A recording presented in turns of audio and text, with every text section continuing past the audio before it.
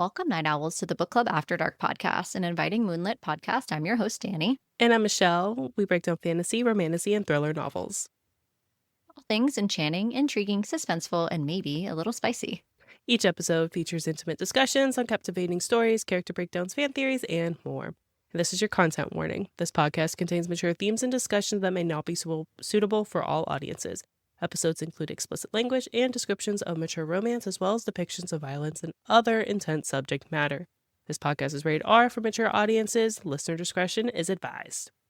And going forward from here, there are going to be lots of spoilers for The Housemaid by Frieda McFadden.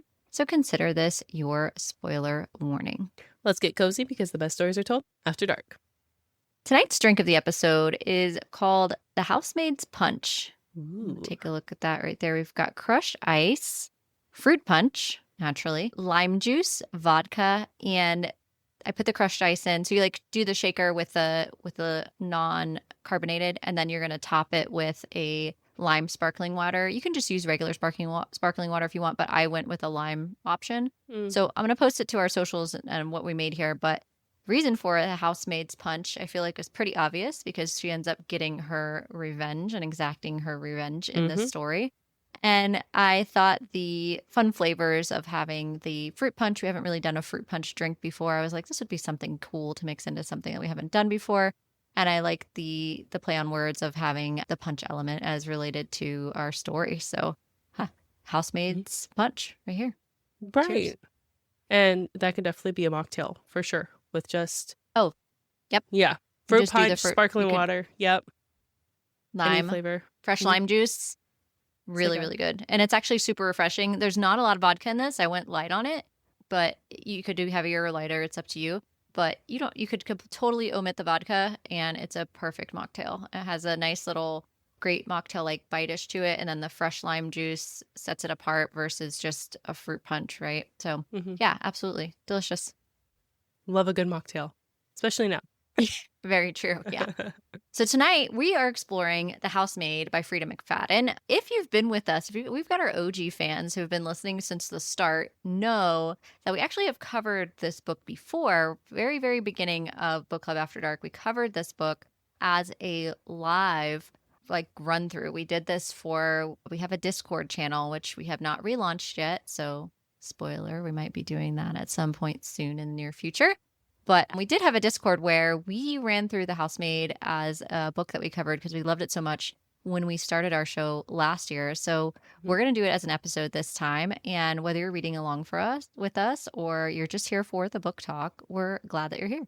We are going to run through The Housemaid. And what I mean by that is we're not going to do this as a traditional thriller in total. We are going to cover it as a thriller. We will go through the primary synopsis of our story, where it takes place, what's happening, key events. We're also going to talk about this one specifically because it's going to be a movie that's coming out at the end of this year. We may or may not be partnering with some folks locally to put something together, but that's another reason why we wanted to cover this book in an episode. One other thing that we have that's going to be awesome and tying into this episode is our interview segment with another amazing podcast featuring Ashley and Liz from Besties and the Books. If you were following along with us on our socials, you saw that they featured us on their show very recently, and we had the awesome opportunity to feature and interview them as part of our show. So we'll talk more about them here in a little bit as we get started. So primary focus of the episode, we're going to start with our drink of the episode, which we just did. We're going to go through our book, The Housemaid, wrap up with some information about the film that'll be premiering with that book. And we will close out our episode with our interview with Besties and the Books. And then, of course, we'll round out the very, very end with our mystery Q&A. So, can't forget Michelle, that. Kick us off. All right, so our story takes place in Long Island, primarily at the residence of the Whitakers. So The Housemaid by Frieda McFadden is a psychological thriller, so definitely expect some mind bending with this. It explores themes of power, manipulation, secret, and revenge big time. Story centers on Millie. So Millie is struggling to rebuild her life after essentially slamming right into rock bottom. And she gets this job as a housemaid for a wealthy couple named Whitaker. And she sees this opportunity to basically bring stability to her life, which she hasn't had in quite some time. However, as the story progresses through the chapters, you quickly learn that things at the Whitakers are not as they seem. Things may seem pristine, picture perfect on the outside, but on the inside there are dark, dark secrets.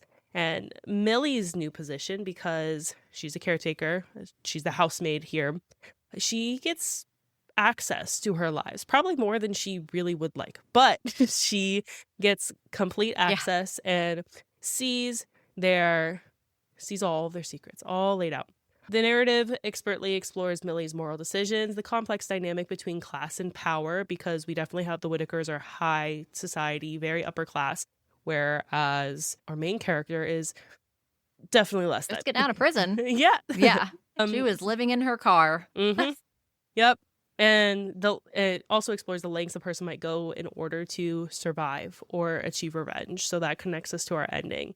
There are a lot of twists, betrayals, definitely some unreliable narration at times, which keeps the reader on edge of their seat. McFadden crafts compelling, morally gray characters, hint or Andrew, who at first seems pretty likable, but then you realize who he is like deep down on the inside, and you know, we hate his guts. And yeah, he's awful. Yep. Piece of shit. Mm-hmm. But fortunately, you know, we the good guys always win, or at least the morally right, morally gals in this gray time, right people, because let's be honest, think the police officer too, and the gardener. Right. Mm-hmm. Well, everyone's done their part here. Mm-hmm. Everybody did a little bit of their part in this story. Yes, they did. So let's get into the setting. The setting of The Housemaid by Frieda McFadden plays it is the whole story, which is what's it's not the whole story, but it's almost the whole story, which is really cool about what's going to happen visually in a film. So I like movies that do well on their own with characters versus taking you a lot of places. And this film will be like that because the vast majority of this book takes place in one house, in the front yard a little bit, in the house, in different rooms. So what happens is throughout the story, you're building all this tension in one setting. You're not moving a whole bunch of places. Everything's taking place in the same home. And it brings this tension through these characters. And you have to rely on the narration and the dialogue that happens, or lack thereof, between these characters. And what leads you to read through this is what I'm interested in seeing on screen too is there's a lot of thought processes that happen that lead to assumptions that she makes. And I'm curious to see how they thread that visually. But the setting as a whole takes place at the Whitaker's house, which is a wealthy suburban mansion, a northeastern suburbia. And we're talking about an area that is very affluent. It matters where your child goes to school. It matters who you surround yourself with. It matters what your spouse does for work. It matters if the mom is working or not. Does she need to? You know, they have a gardener. This type of affluence where these little things are definitely on display. Your neighbors are very nosy. Everybody kind of knows what's going on. This is the social status of where we're at. Whereas Millie, as I said before, has been living in her car and just got out of prison. And she is trying to keep this history of herself kind of under wraps. And I love Millie, especially once we find out more about how dynamic she is as a character and what landed her in prisoner in the first place. But her emotional state throughout this is she keeps feeling like psychologically really tense. She's not understanding. She kind of views this whole world and the Whitakers the wrong way almost the entire time until we get to the end. And we realize that, you know, Mrs. Whitaker is not who we thought at all. And we see this whole twist. Neither is Mr. Whitaker. We see this whole twist of kind of how this plays out.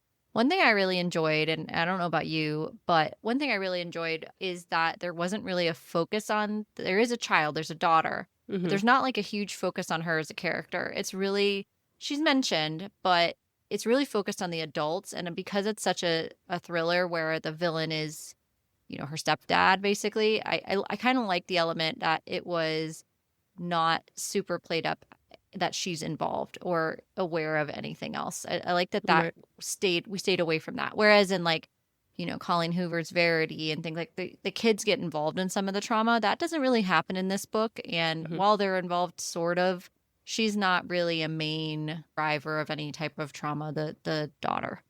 No, if anything, she's just kind of used as a catalyst at some points, especially with like the whole peanut butter situation. Like she has an allergy. Does she not have an allergy? That sort of thing. So they use her. The mind games. Yeah. Slightly for the mind games, but it's not, they don't only use her. She's just kind of one of the little pawns in the game that is the Whitakers. So, which is also very sad because she is a child. But, using your child in any sort of aspect isn't good. But no. This is very minimal in terms of what most thrillers go through. Yes. And that's kind of what I was getting at. In terms of what most thrillers kind of do when they bring a child into a storyline, I thought she's relatively unscathed. Because some of the ones I've read are not even close to that. So I was kind of nice to see. Sure. Millie's coming into this, and she really, at the first part of it, is really just like, I don't need any drama. Like, I am not trying to fuck this up. Like, this is my golden ticket.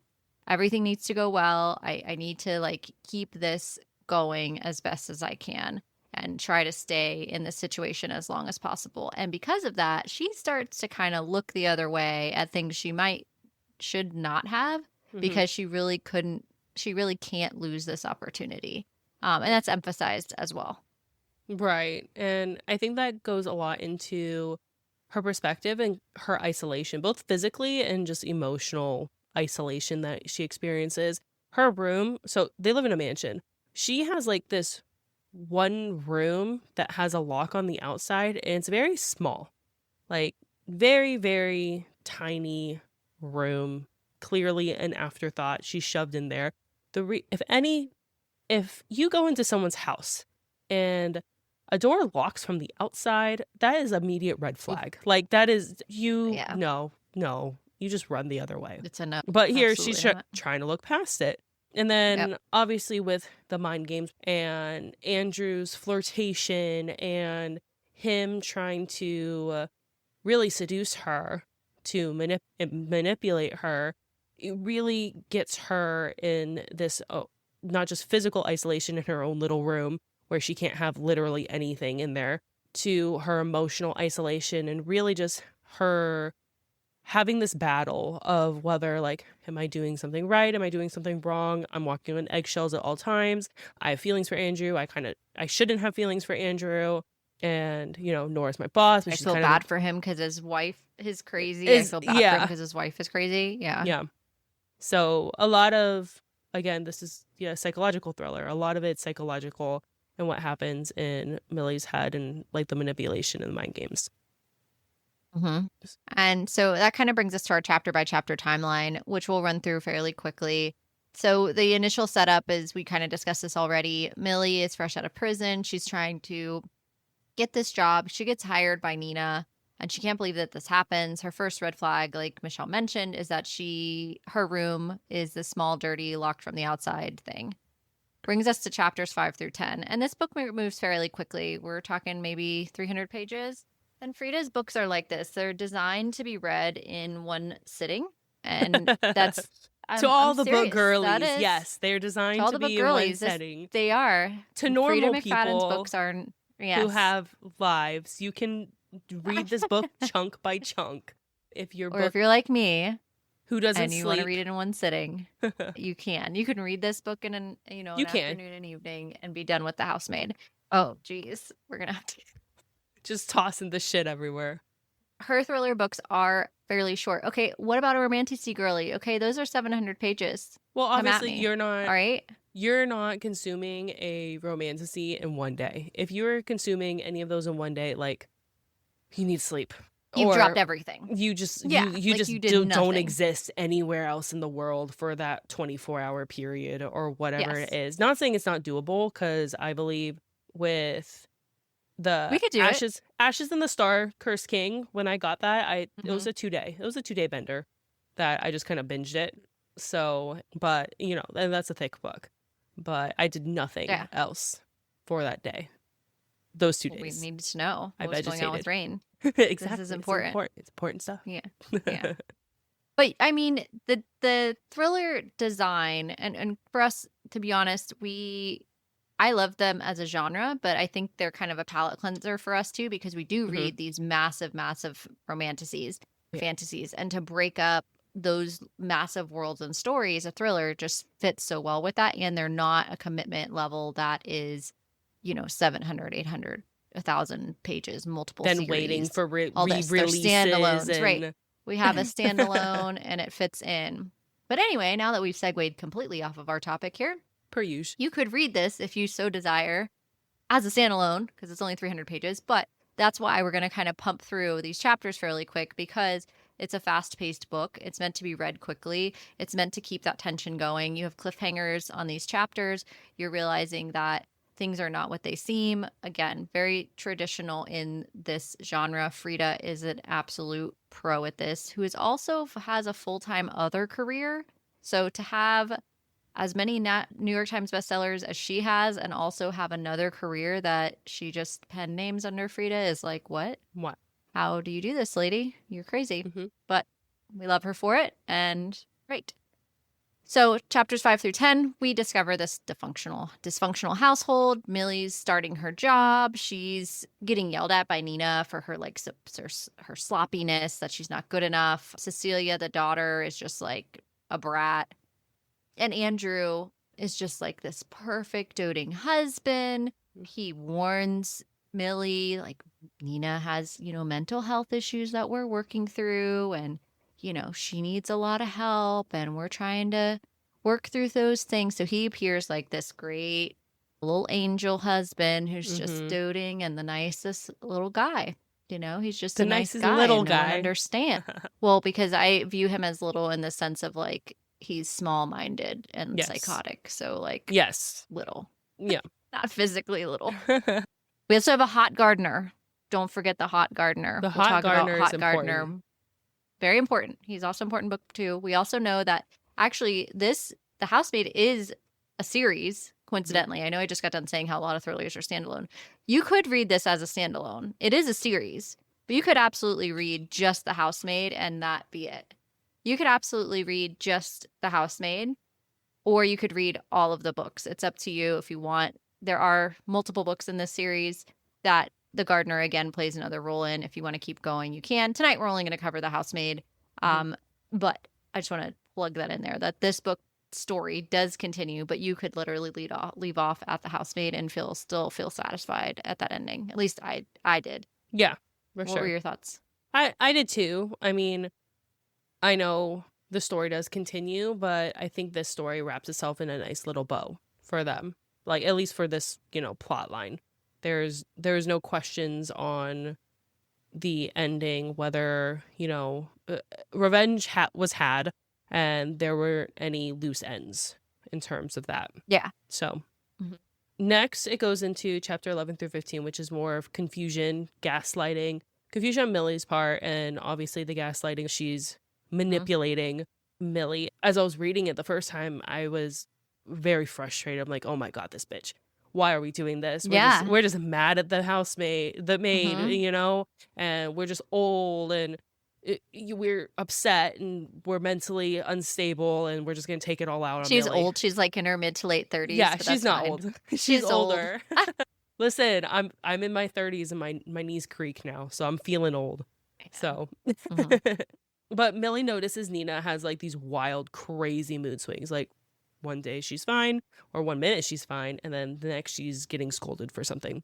Nina makes strange, panic comments to Millie as if she's trying to like warn her of something, warn her of Andrew, but she's like, she's building this positive relationship with Andrew from her perspective, so it doesn't connect with her and she gets really confused. Andrew confides more about how hard it is living with Nina because poor you, Andrew. And this is, you. She Nina's trusts him. So difficult. She trusts him and finds him quite attractive because he's supposed to be. He's supposed to be attractive, and he's supposed to come off as this trustworthy character that you're supposed to love, which I do applaud McFadden's job to do that. And, yeah, he's the breadwinner. He's the one with the money. And, Nina's just hanging around doing nothing, and just causing more mean. problems and drama and just awful. And he's just the most caring. Yes. Then we have our fear. This is where fear starts kind of getting settled. And Millie discovers that she tries to get up one night and leave and realizes that, wait, her door's locked from the outside. So again, Fun. if a door is locked, has the ability to do so, that's a red flag. And here she's like, what the fuck? And she's thinking it's Nina the whole time. And she's, gets really freaked out by this. And I don't blame her. I would too. If all of a sudden I'm like just trapped. Exactly. Because she doesn't have she has like this tiny, tiny window. It's not like she has any way to escape. Like literally, like just think of safety in general. If the house caught on fire, she'd die. Ultimately. Yeah, she can't get out. Yeah. Yep. Nina confronts her with accusations, stealing, plotting, being untrustworthy, and Andrew comforts Millie, reinforcing the idea that Nina is just paranoid and delusional, and there's nothing wrong with you. You're fine. You're perfect, actually. And Millie has this conflicting feelings of, Nina is irrational, but something about Andrew feels too perfect. Like he cannot be this perfect, and he cannot be at all. There's a reason. Yeah, and so the cheating begins. Obviously, we know that Millie starts hooking up with Andrew, and because she feels bad, she knows that she shouldn't, but she feels bad that, Nina is this terrible wife and, doesn't take care of her husband and all of this whole storyline. But different things that start to show up where in chapters 21 through 25 that are more evidence that Nina is actually not insane and is actually terrified, absolutely terrified, cripplingly so, of Andrew. Don't blame her. And she realizes, no. Andrew starts at this time to like be more possessive and controlling of like of Millie and what, like there's text messages and there's just these different dynamics of power that are at play here of like phone calls and different things like that. And the way that Freida writes this in is so well done. She just does a very good job of pacing the tension between these characters. You don't need a whole bunch of characters to have these really intense dramatic moments. And Freida does a very, very good job of having 4 or 5 characters tops. And that's all you need to have an excellent, excellent story. Yeah. Millie realizes eventually that the addict has this dark history and that Nina has been locked in there before as punishment. She finds this out. Yeah. And she's like, oh, fuck. What's going on here? Yep. And then she realizes from this that Andrew is a piece of shit. He abuses Nina. Nina's the victim. She's not crazy, although, being abused the way that she was in this locked room obviously would leave some psychological trauma to her, but we understand. His kindness to Millie was just part of this manipulation cycle he's repeated before, ultimately, so that she can replace Nina, be the person, the object of his abuse, ultimately. Nina reveals, like, details of her abuse, like the control, lies, imprisonment. A lot of the abuse stemmed from Andrew's perception of Nina having to be perfect. So, he would have her on a treadmill, calorie count. Like you need to look a certain way. If you don't, like you're locked in this room and you're going to do what I tell you to do, or you're just stuck in there. He also used her daughter against her in multiple ways. And ultimately, she had an accident, basically, and he was able to frame the entire story to make it look like child abuse and that she could be an unfit mother. So the reason Nina has worked towards this whole plan and revealing this to Millie is she's setting up her way of getting back at Andrew, and it has to be perfect, and it has to make Andrew think it's his idea. And so her manipulation of this and the way she plays this so well is Nina can't now not be crazy. She can't tell Millie right away. She has to play this role because the only way to get out from under the thumb of Andrew, because Andrew will ruin her life. He has already threatened it multiple times, he'll take her child, and that's a non-negotiable for Right. Nina.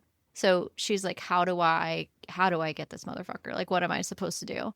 So she gonna figure out a way to trap Andrew in the attic and reverse the punishment on Nina. So there's tension that rises here because you can tell that Andrew's like becoming unhinged Very slowly much over time. Like, he's not doing well. Yeah, he's not doing well. But we get to chapter 35 and then through to the finale. There's this a confrontation where Andrew is trying to assert dominance, and in this dramatic moment, what happens is Andrew actually thinks he's gonna trap Millie, and she like turns on him and gets him in there. And the one time that Andrew had abused Millie, he had her put books on top of her for hours and hours and hours before he would come back. And he had like this video baby monitor on the inside. And so she does the same thing to him for way longer and is like, well, I'm going to give you a wrench and like you need to remove your tooth. And the way that I almost like tried to incorporate something like that for the drink of the episode, but I was like, no, that's very Leather and Lark. We're not going to do that.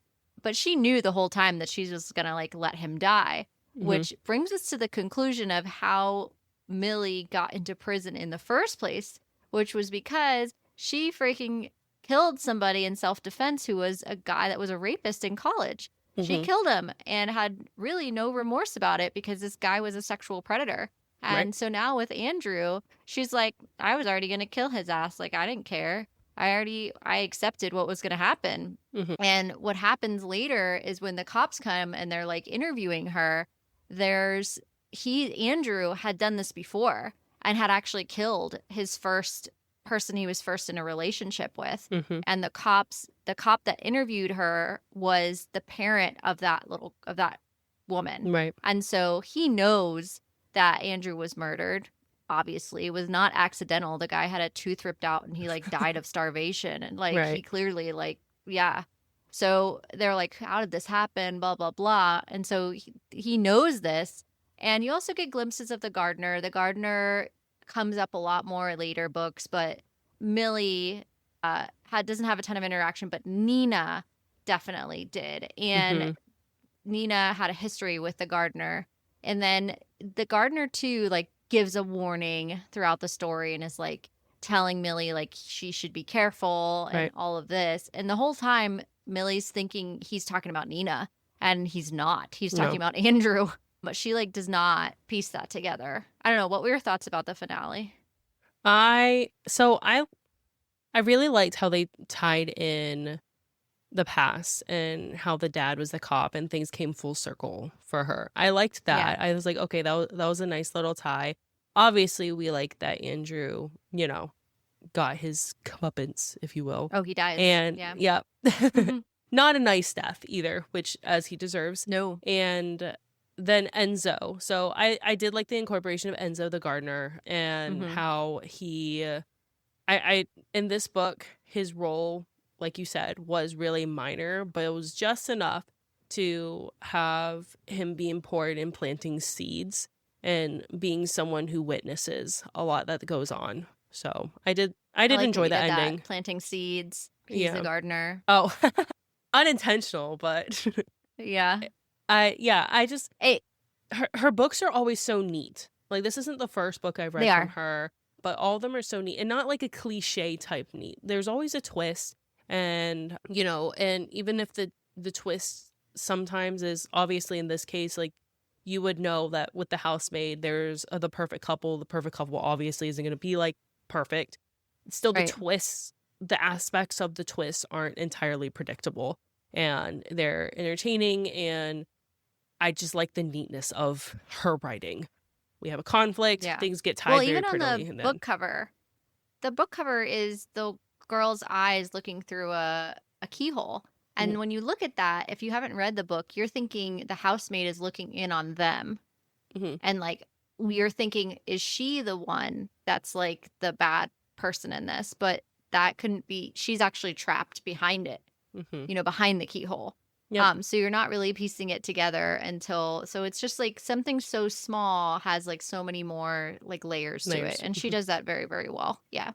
which is why it's going to be a movie from coming out from Lionsgate. It'll be releasing Christmas Day. And as I mentioned before, we're working to partner with Authentic Books to put together an event for The Housemaid once it releases. So we thought, hey, let's record an episode. Since we talked about it when we first started Book Club After Dark, we wanted to film an episode that captured the love for this book. And that way we'd had something where people could go back and re-listen. I get a quick recap of the story to get their minds fresh before the movie. Again, it doesn't release until Christmas Day, but we wanted to go ahead and slate this thriller in before we get into our spooky season, because we have some more stuff coming up for you all. But let's talk about this movie. So on December 25th, it's going to release. We have a star-studded, immaculate cast. I'm going to talk about the first two leading ladies, which is going to be Amanda Seyfried, which millennials unite because that's our girl from Mean Girls. If we know, you know. We loved her in Mean Girls. She's been in so many other films. She was in Mamma Mia. I mean, Dear Amanda John. Seyfried. Oh, God. So many things. I love Dear John. And Ted 2, In Time. She was in Chloe. She was in, she's just been, Amanda Seyfried is like just, Michelle and I were talking about this before we started the episode about how unproblematic she is, given like how long she's been in the game.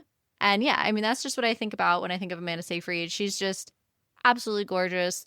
You know, she can sing, she can act. She's basically unproblematic. You've never really hear anything bad about Amanda Seyfried. So she's joining the cast. We have Miss Sydney Sweeney, who is going to be playing Millie. Sydney Sweeney is also super, super famous, very star-studded. You will know her from Euphoria, Anyone But You. She was in The White Lotus. She was in Sharp Objects, The Handmaid's Tale. She starred in all kinds of things.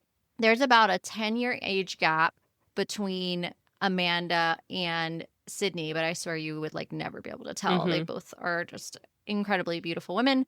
And it works really well. When you see the photos of them together, you're thinking, oh, do they like look enough alike to like, yes, they do. Oh, they do. Look a lot alike. Side by side. I didn't realize how much alike they actually look. Yes, they look a lot alike. So this film is going to be directed by, or actually was already directed by Paul Feig and written by Rebecca Sonnenschein. It wrapped filming already. So it wrapped in March 2025. So the whole production is actually wrapped and done. Tell us about our male actors, Michelle. So we have Andrew being played by Brandon Sklenar, and you probably know him from It Ends With Us. And I love how these are two completely different roles that he has to play, because in It Ends With Us, he's the good guy. He's the one, the savior, whereas him being Andrew is more... He's awful. So I like how... He's a good-looking guy, though. Yeah, he is. And so I'm excited to see how dynamic he can be. And then he's been in some other big movies, too, like 1923, Midway, and The Big Ugly. Those are some of his more recent ones. So very excited for him. And then we have Michelle Maroney, and he is going to play our Enzo. Michelle. Yeah. He is going to play our Enzo, which is our gardener. And he's really popular for the Netflix series, the 365-day franchise, which is very... Where are dark romance girlies? Yeah. Dark romance girlies, let's go. So, and, you know, that with his series being so big, I think, obviously, this is going to set up for the entire series coming to... I think it would set up for the entire series being multiple movies. That's what I would think. Oh, yeah. Because absolutely. He would be I think so more too. used in book 2 and 3 as opposed to book 1. Right. He makes it he makes his debut, but definitely more in book 2 and 3. So yeah, his character gets fully fleshed out. And like that's another thing. At the end of this book, we know that Millie gets kind of, because obviously Andrew dies and you're like, what's going to happen to Millie now that she like doesn't have a job? Well, she gets referred by Nora. And yeah, she gets referred and she ends up getting another job helping another wife, and this wife has signs of physical abuse right out of the way. She has bruises on her body that she shows to Millie and is like, hey, I think you might be able to help me with this. And she's like, I think I can help you. And that's kind of where that book ends. So it sets you up for these other books. You could still end the story there and kind of know that she does this kind of vigilante justice, like as a character and be done. But I do like the idea that the books continue and you keep the story going. So no further spoilers on the rest of how the story goes. No further spoilers. All right, so let's Well, now. I mean, for the other books. Right, Yeah. for the other books. So let's get into our interview now. So we have our special interview with Besties in the Books. So stick around as we talk bookish things with Ashley and Liz. Yeah, and so let's give a quick intro for Ashley and Liz because we're really glad that they joined us. They are two real-life besties who have loved books since they first learned to read, so naturally they started a podcast. They have multiple book genres that they cover. They focus on fantasy, romantasy, and dark romance. They have a love for all book genres, but those are just their absolute favorites. Their podcast runs new episodes every Tuesday. They do some really cool stuff. They will do like Am I the Asshole blurbs. They like episodes about that. They've covered Spark of the Everflame. They cover a lot of controversies that are in the book world.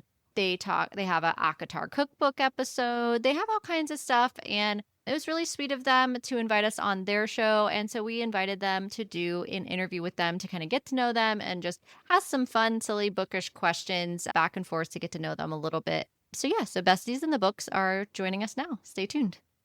In this episode, we're interviewing Ashley and Liz from Besties in the Books podcast. So whether you're reading along with us or just here for the book topic tonight, we are really glad that you're here and we're super excited to welcome them to our show. We can't wait to get started. So excited to have you guys. Thank you so much for joining us today. And we are just going to get into the icebreakers. So first one today is, what's the first book that comes to your mind as overhyped, underhyped in the book influencer space? Ooh. Well, I'll go ahead and start us off. What's up, you guys? Hey. So, overhyped. Okay. I hope I'm in a safe space here, right? We all got our opinions. Of course. Oh, absolutely. Okay. I'm going to go ahead with a book that I feel personally victimized by. Sorry, Shadow and Bone. By Leigh Bardugo. Okay. Because all I'll say, without spoiling it for anybody, but Justice for the Darkling, man. It had all the bones. Everything was there. So I feel it's overhyped. I'm sorry. I said it. Fair. Okay. So a book that I really think is overhyped, and again, as Ashley said, hope we're in a safe space here, is basically everything in the Empyrean series after Fourth Wing. Sorry. Oh. Yeah, I don't know. I feel like, Fourth Wing was a 5-star for me, and then Iron Flame was a 4-star, and Onyx Storm was a 3-star for me. So it just progressively has gotten less and less, and I feel like I don't understand the hype anymore, and as much as I want to be a part of it, I'm just struggling. So I don't know. That's where I'm at with it. Okay, that's Wow. fair. That's fair. Honestly, Onyx Storm wasn't my favorite either. So Yeah, it wasn't. Was a Wasn't our solid favorite. middle book. They basically Yeah. fucked It around on achieved the some middle book islands formula. and nothing moved in the plot. I'll be really, yeah. So that's a fair statement. You're safe. Brutal. Yeah, I'm Brutal. always like a little afraid to say that because I'm like, I don't know how people are going to respond to this, but I'm also like, I'm very open about always wanting to make sure that I'm honest on my reviews. And so that's my review. And I totally get it. Like with fantasy series, sometimes, it takes a while for things to kind of build up and it can be a little bit cumbersome in the middle. But I've read a lot of fantasy and it just isn't hitting for me. Can I ask a follow-up question? So why do you feel like it got progressively worse? Like, is it the plot? Is it the characters? Is it like, what is it? So I could definitively say that my issue is that I feel like we had so many like trails that just kind of went to nowhere or like trails of chaos. And like, I also feel like the characters kind of didn't evolve and more so like devolved. And that really drove me crazy. I was like, okay, so the characters don't seem to be growing. And I feel like we're ending up with all of these like wild, like, I don't even really know how to describe it. Like we're going on these wild goose chases to nowhere and I need to feel some type of closure at some point. And I just still feel like it's crazy. And I'm not getting like any of that satisfaction that I like to get. Even like little nuggets, you know what I mean? Following up on the Empyrean question, Liz, I have another question for you. Of course I do. When you read Onyx Storm, we were like real pissed that there was no map and there was never like an update of the map. Is this triggering for you as well? Really? Honestly, okay. So normally my answer to that would be yes, because I reference maps and indexes a lot in fantasy. Like I really appreciate it. So normally I would say yes, but I think that I was already so distraught by how chaotic everything was that I kind of was like, you know what I would do with a map? I would crinkle it up into a ball and I would throw it out the window anyway, because it can't be helped. So that's where I was with it. Yeah, because how many fucking new characters did we get in that book? And you're like, who are these people? Like, and we had just done a deep dive. So like the people who hadn't read the books, there were a lot of new characters. And to be fair, it's from Violet's perspective, and she doesn't know jack shit about anyone besides like her little clique. So we're probably learning because she's learning.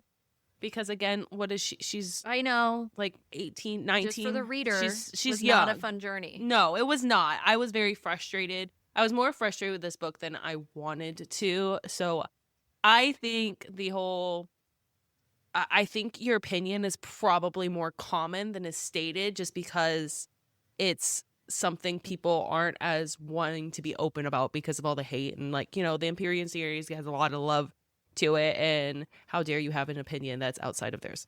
So I'm pretty sure it's probably a little bit more common.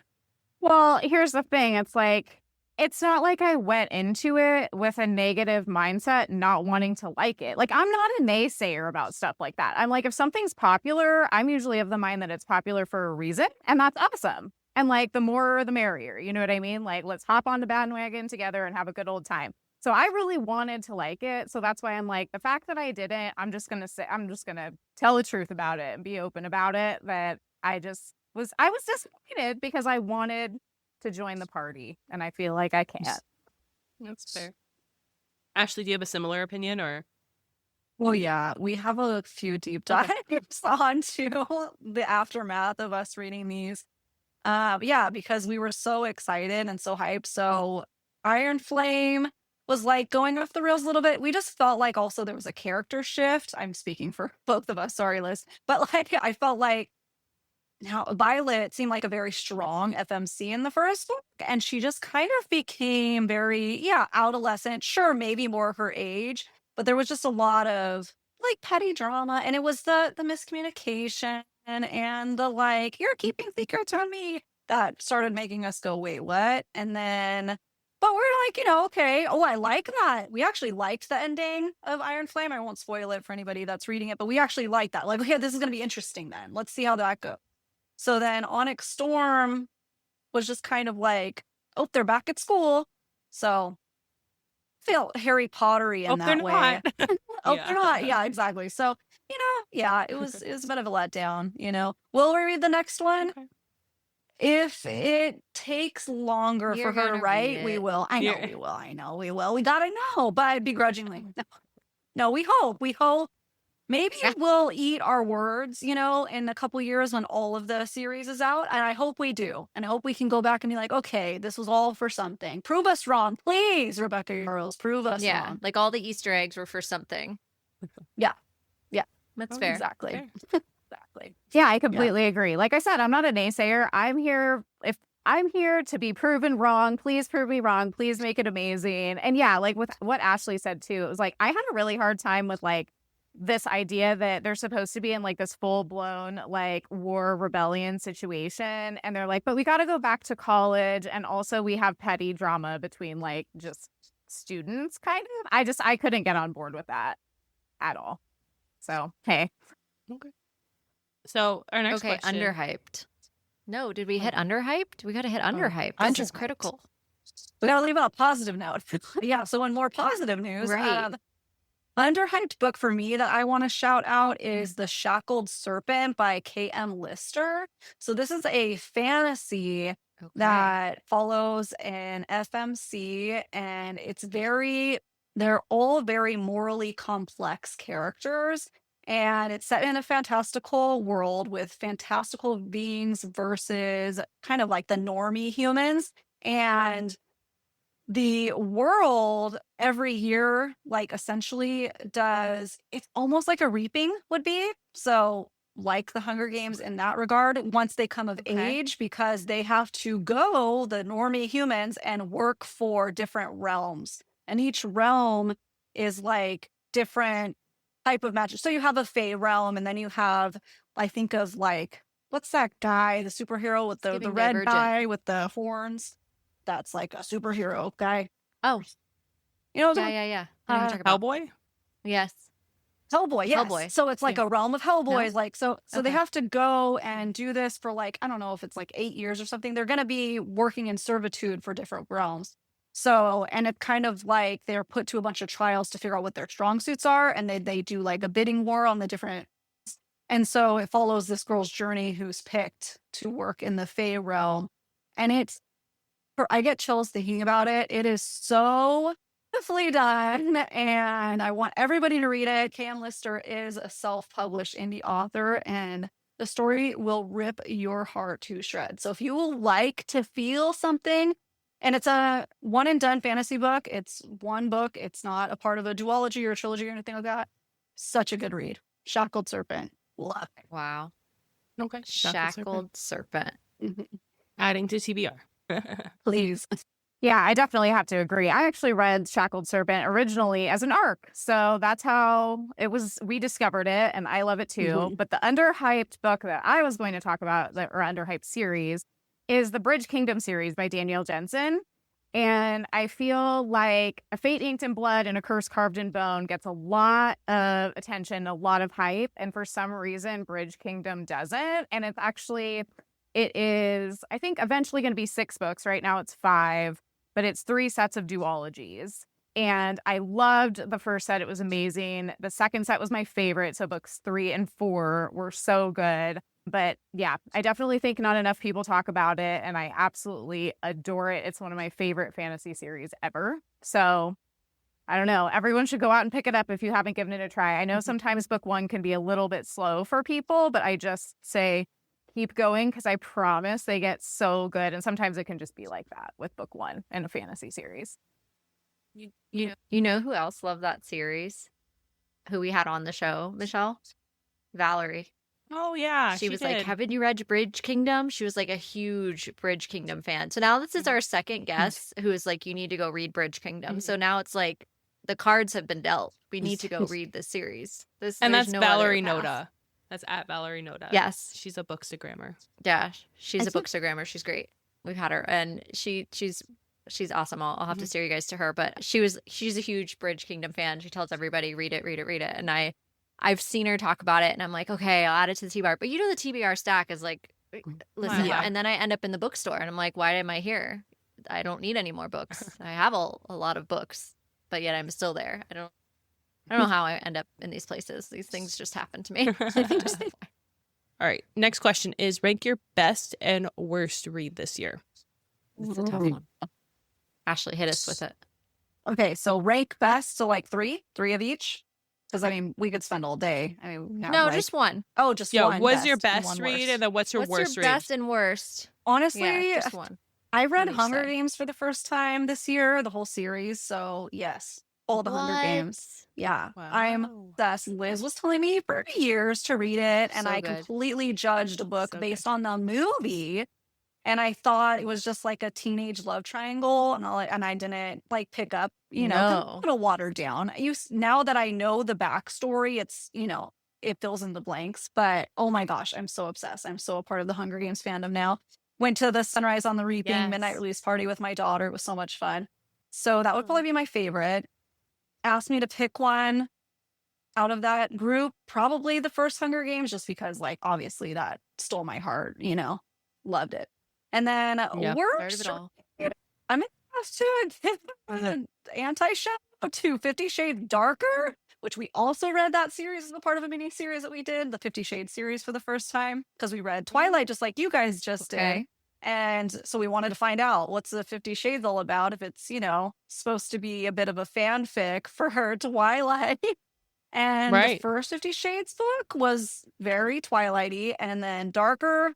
We're like, darker who, where, what's darker about this? I don't know. So probably one of the worst reads of the year, I'm gonna say. That's fair. Yeah. So, I mean, it's so funny that you mentioned 50 Shades Darker because, yeah, you're right. Like, what was dark about it? We don't know. We're still wondering. We're still waiting around. Okay. So, my favorite read so far this year has been Goldfinch by Raven Kennedy. If you guys have not read Plated Prisoner series, that's another series that I feel like sometimes is underrated. I completely love it. I feel like, I read all of the books as they were coming out, so I had to wait in between. And this was the perfect conclusion to this amazing series. And I'm obsessed with it through and through. And as far as my worst read of the year, I feel kind of a little bit guilty saying this because I know a lot of people really enjoy it, but I have to call out Ice Planet Barbarians as my least favorite so far this year. I love Danny, tell her how much you love Ice Planet Barbarians. Wait. Tell her how Hold much on. you love it. There's a special place in the brain for Ice Planet Barbarians. Look, okay? You need to go into it understanding that this is not going to be a top tier read. I say that to everyone. This is a vibe read. You don't read Ice Planet Barbarians with like high expectations. You read it with, we're here for, blue dick. There's really no other way to say it. This is what And we're the here nubby, for. I was the trying to nub. figure out a way that was nicer to nub. say that, and there just isn't a nicer way to say that. Well, the reason why I didn't like it was actually completely like, I don't have anything against the storyline. I read a ton of romance, dark romance, monster romance, and I rate them according to other books in the genre that they're in. I'm not going to rate Ice Planet Barbarians against Goldfinch, for example, put them in the same category. That wouldn't make sense. The reason why I didn't like it was because I had an old published copy and then I listened to the audiobook, and nowhere in the audiobook or in the old published copy that I had picked up from my local bookstore were there any trigger warnings. And so I had no idea that going into it, there'd be a pretty graphic sexual assault scene. And so I feel like people need to know, if you have an old copy or you're listening to the audio and it hasn't been added, that was a huge jump scare for me. And that's why I rated it low, because I kind of felt like I would have liked a little bit of a heads up. Yeah, and that happens pretty close to the beginning. So That's a I major agree. fail. Yeah, I didn't even think about that. I'd I rate it remember low reading for that it too. being cool, but I didn't. So I only read 1.5 books of that series, and I DNF'd it because it was very much the same. It was just vanilla and Exactly. the same person. It is very vanilla. It's like Yeah. Monster, but it's not. It's every single one of the relationships, aside from, I would actually venture to say the first book has the most graphic thing. And then it kind of they're all, one gets kidnapped. Never mind. They all have things that are not okay going on. But the sex itself is incredibly vanilla, if I recall correctly, for most of it. There's nothing. Yeah. It's like I said, I read a lot of dark romance. So really it takes a lot to basically I've never been triggered by a book, I don't think. Really. And so it's not necessarily that. It was more so just the fact that I put it on audio as I was cleaning my book room, because people had told me it's a lighthearted, easy, just kind of a book that I could clean and enjoy and not have to pay super close attention to. And so that's kind of how I went into it. And it was just a huge jump scare. I was like, whoa, I did not expect this at all. I was wondering, or I was hoping for just a happy, good lucky kind of time. And now my mood is completely different. And I didn't love that. So I was like, well, maybe it was me and I missed it, So I even rewinded it, double checked, wasn't anywhere. I went and got my paper copy, opened it, wasn't in there. And I was like, okay, I feel like that gets a low rating for me because of that. So That's fair. Yeah, that's really fair. Definitely. Almost sounds like it was the expectations were set differently from in general. And so when you're going into it, wanting something lighthearted and fun, and then it's oh crap, this is real heavy stuff. That is whiplash. Right. Yeah. Your You expectations. need to be going in prepared are- for it. If you're gonna getting that is the dark romance realm, you have to mentally prepare yourself for it. If you're not, And you're I'm then, gonna go pick up a that dark would be romance. So that's a jarring. Okay, next question. If you had to live inside the world of the last book you read, how screwed are you? So, actually, speaking of monster romance, I'd be fine because I'm currently reading the Haven Ever After series. It's called by Hazel Mack, and it is such a fun, silly, lighthearted, goofy time. It's kind of like Halloween Town for adults. It's spicy. It's Mhm. basically the Ooh. first one. I think there's like 8 novellas. Almost, they're not novellas. They're only like 250 pages though. And the first one, it's a group of triplets are, following this magical map that they're like either it was an aunt or some weird lady in a witchy shop gave them. And it leads them to Haven Ever After. And there's monsters, there's gargoyles, there's trolls, and there's fun stuff. And then you get like also a plot, some entity trying to take the town down. So the girls, become a part of the town. And so it is super fun. So I'd be fine. Oh, cool. I'd have a great time living in my Halloween town and hanging out with the monsters and the pixies and all that. I love that reference because like Halloween Town is such like an early 2000s like movie, like Disney Channel movie that, it's just comforting. My daughter actually just started watching Halloween Town. I'm like, yes, all the nostalgia. Yeah. Yeah.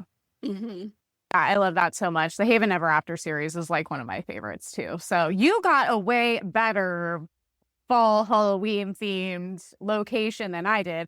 I'd be completely screwed. I'm currently reading Camp Damascus by Chuck Tingle. And yeah, I'd be haunted and brainwashed and who knows what else horrible. I'd have demons popping out to get me. It would not be a good time. So there's that. Oh no. Wrong. Yeah, wrong side of Halloween. You got the fun I side of kind of love Halloween. this question though. And then- This was a good question. It was. I've enjoyed this. It's a different type of Halloween taste for everybody, Liz and Ashley were really excited to have you on. I'm glad we did the icebreakers. Those were super fun. I think we are going to transition now to some like more podcast specific stuff because you guys are our first true podcast that we have had on our show. And I think it's exciting for us to be able to kind of share this commonality in the podcast space and kind of talk about how that has, impacted you and kind of get a feel for your story. So first question.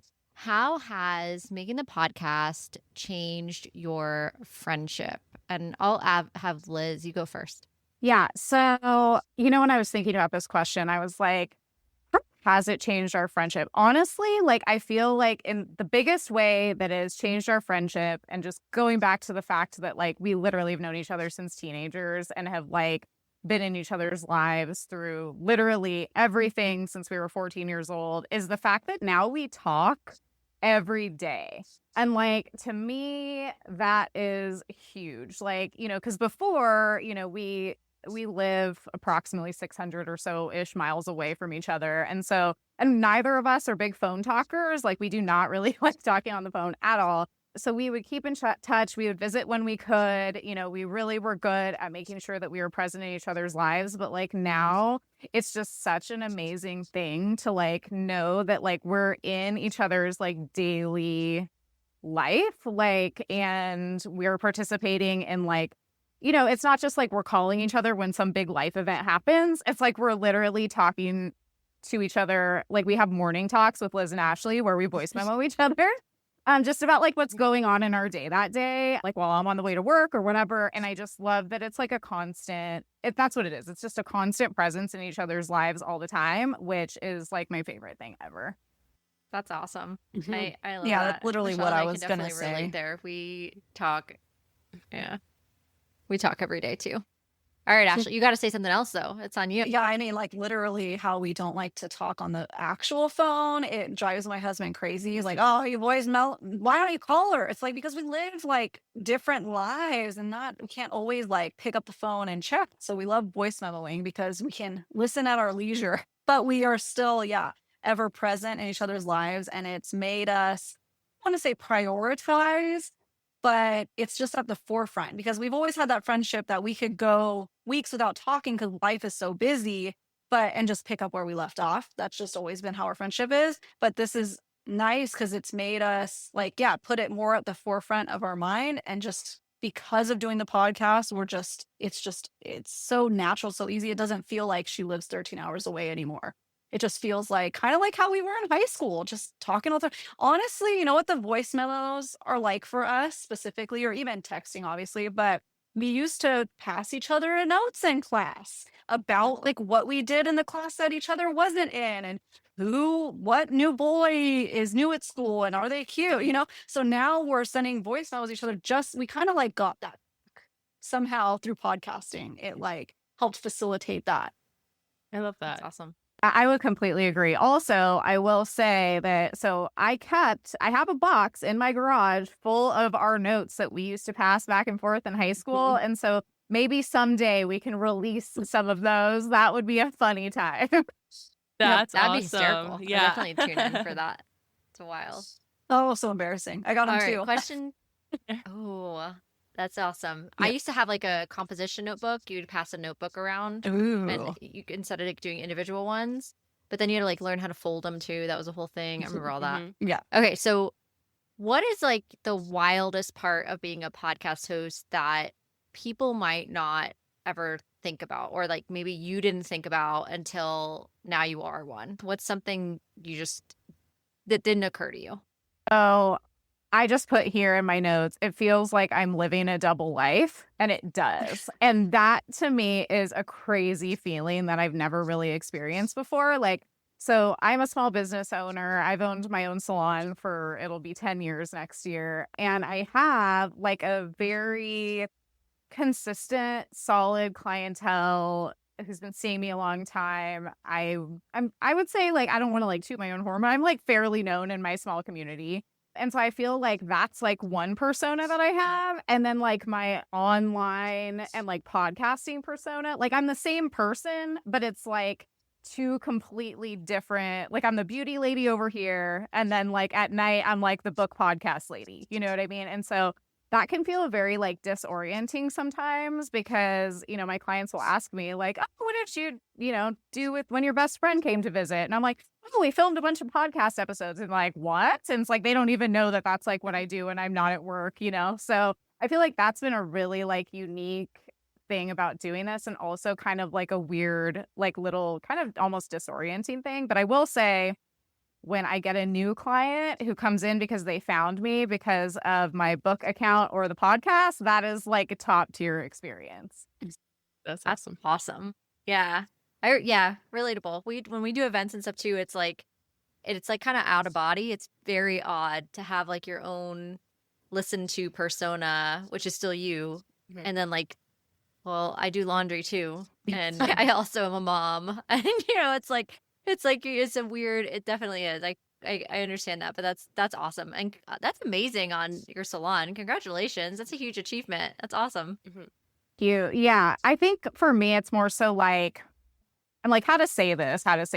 It's like going to work and like doing facials on people and being so like, you know, serene and calm and professional. And then, you know, I put professional in air quotes, and then like going on the podcast or on like my book account and talking about like monster dicks. You know what I mean? It's just like a very different vibe. And so it's always fun when I can like find those people where like my two worlds can like collide. You know, I'm like, okay, you're a client who comes in and get facials, but you want to talk about like this dark romance or like whatever, you know? So that's my favorite part, I think. Yeah. It's a little bit too relatable. Yes. Heavy relate there. Ashley, what about you? So something that just recently happened when I was visiting Liz was probably the wildest thing I've had happen. Before podcasting, and I still have it, it's just kind of on the back burner right now, I was in beauty on YouTube. So I actually switched my Instagram account from beauty to books because, you know, the industry's changed a lot. So I kind of just do a little bit over there. So in all the years that I did that, I never had anybody in real life recognize me. So when I went to visit Liz, and we have a large following up near Liz's house, and so this was really cool, but it was just really like, whoa, a trippy moment, is we had someone that reached out to us that their husband saw us at the grocery store. So that was just like a whoa moment Aw. that we don't know them personally. Liz is known personally, but they listen to us, and so much that their husband like recognized who we were. They didn't approach us, but that was just like whoa, people can see me and I don't know it.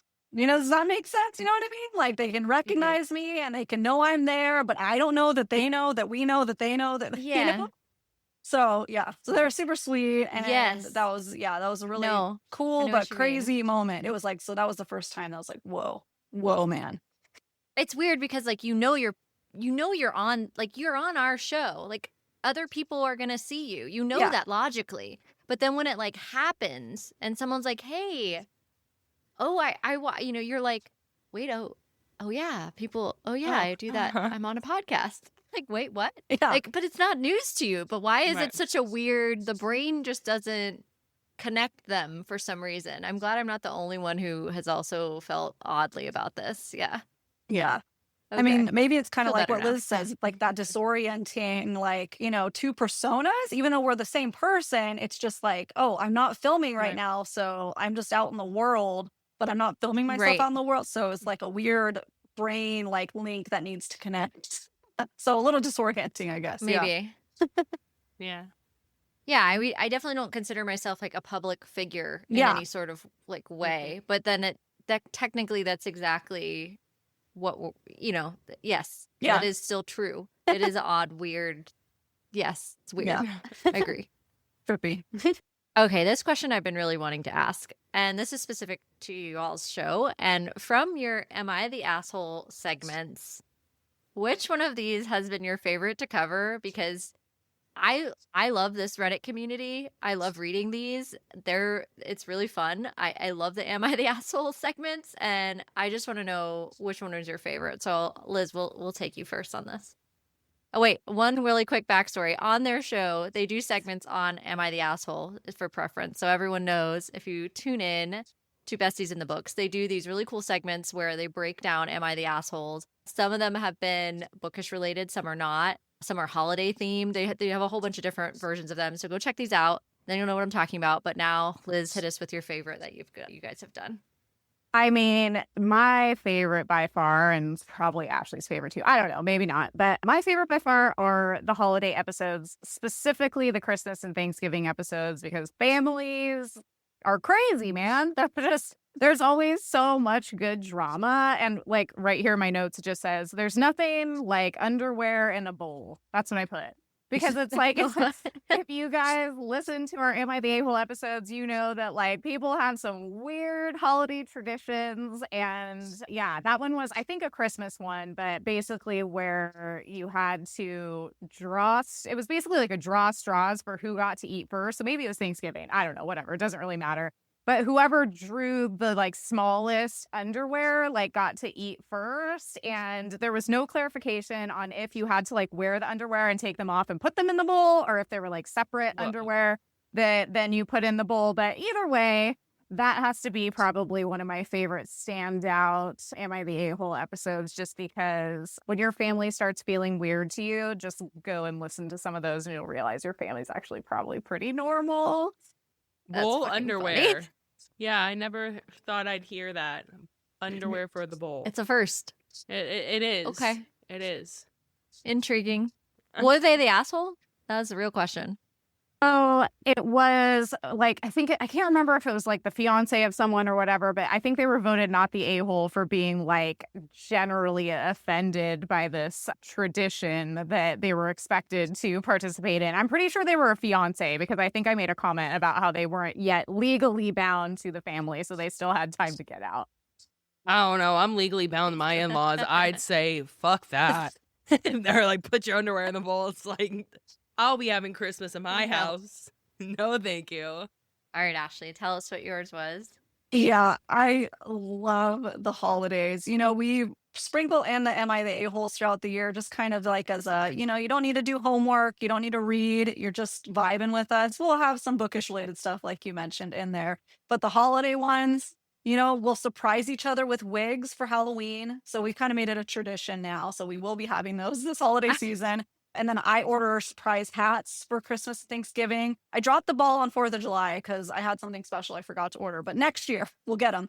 So the one that sticks out to me specifically is this last 4th of July one / hot dog themes, because, hot dogs the 4th of July was there's a guy who's asking if he's the a-hole for, winning the hot dog eating contest against his girlfriend's dad. It's now Liz gets hot dog related content on her algorithm all the time. It's just become a monster. So that's what we love about Am I the A-hole is, as a community, everybody's having so much fun because it's not your drama. We're just spectators of it, and it's just silly and it's funny, and a lot of, kind of inside jokes for the community come out from it, and we just have such a good time. That's a good one. Uh, Well, was he? I want to know. I don't feel like he was. What was It's a that one, competition, Liz? right? Yeah, he wasn't the a-hole, I think. No, that's his father-in-law's fault for not swallowing the glizzies faster enough. So Pretty much what the conclusion was. It was like a whole thing where basically like we got a couple comments that were like the title of that episode should actually be like quote unquote are men okay? Because it was like, why is your dad upset that like the new boyfriend is beating you at this like, stupid hot dog eating contest? Like it's okay to just like be chill about it. Like it doesn't actually make you like manlier to be able to eat like 50 hot dogs in a row. So yeah, they definitely like voted them not the a-hole for sure. Also, like, what a love weird to thing be to in good that at. argument. Also, I like, I what? just a fly in the wall in that argument, and the amount of dick jokes you could make as they're just talking That's too about many. swallowing So something. good. I Right? can't. My mind's Too already easy. spinning. Yeah. Are we at our dick word saying quota for this episode? I feel like we've like reached peak. The limit peak does not dick quotes exist. at this. Limit does not I exist. don't know. I think that guy did like 18 or something. We have a few more to go. Okay.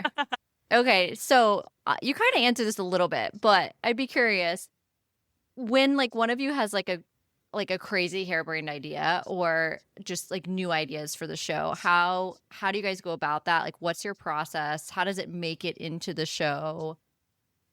What's your process with that? I'd be curious to know. Oh, I'm laughing because literally the other night I was having a quote unquote after dark moment. And okay, so first of all, our brain externally is run by about 8,000 Google Docs. Like we have a Google Doc for everything. Okay. So like every single like thing that you can think of, it's like take our brains on a computer and it's Google Docs. Okay. Well, I was having an after dark moment and I couldn't figure out the Google Doc situation. I couldn't find the one that I wanted. And so I gave up and I just texted Ashley, Nicholas Sparks. Like, that's it. And she's like, what the heck? She's like, what is this? What do you mean? And I was like, I can't find the Google Doc to put it in ideas. So here you go so that I don't forget it. And basically the next day I like pop back in. I'm like, okay, I'm okay now. I think that we should read a Nicholas Sparks book because I've never read one before. And I think that it'd be fun to cover that in one of the movies. And so that is in a nutshell how we document and come up with episode ideas. Not a single Girl, Nicholas the Sparks. Notebook. Dear John. What are we doing? Channing Oh, yeah. Tatum and Amanda Seyfried. Oh my gosh. Hello. Ugh. Channing Goodbye. Tatum. He We've was got to- just oh my 2000s hottie. was. What do you mean? What? Well, he Is. was iconic in the early 2000s. Now he's a little bit older. Hey, speak for yourself, my lady. Okay, relax. Channing didn't do Oh, no you wrong relax. to anyone. There's no relaxing here. He does no wrong. Is he Henry Cavill? No, but No. we will still take him. We will take him. We still like him.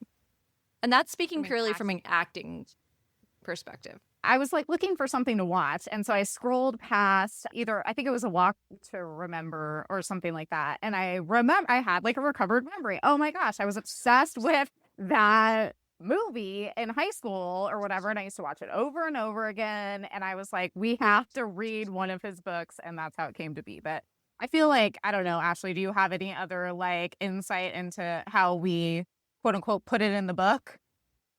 We do just that. We say, put it in the book, just like Mean Girls. So we have a lot of pop culture references, as millennials do, and we love it. So it's like that, the TikTok things that pop in your brain all the time, the sayings, like, do it, lady. So we have the Google Docs that we use, and sometimes you need to phone a friend if you can't access it. because you're otherwise impaired. Did I add it to the list? I don't know. Sorry. Because she did leave me on. I was like, what the hell are you talking about? And then she went to sleep. And I was like, great, I have nothing. So yeah, just bouncing ideas off each other. We have a list, and then we have, I would say at this point, every 6 months, we do our schedule out for the next 6 months. So when I was just at her house, we scheduled out up until December. Because obviously, you guys know time is so busy that if we don't schedule it out, it would be chaos. So, and we can pre-film sometimes, so that kind of helps when we go on vacation and things. So anything that we schedule, we'll have backup plans in case, a book release comes out or just a funny idea comes in that we want to substitute. That's our life is in Google Docs. Yeah. Okay. Yeah, Danny I'm just definitely the calls chaotic me one. randomly. Like, I have this idea. I'm like, okay, let me pull up another note on my phone.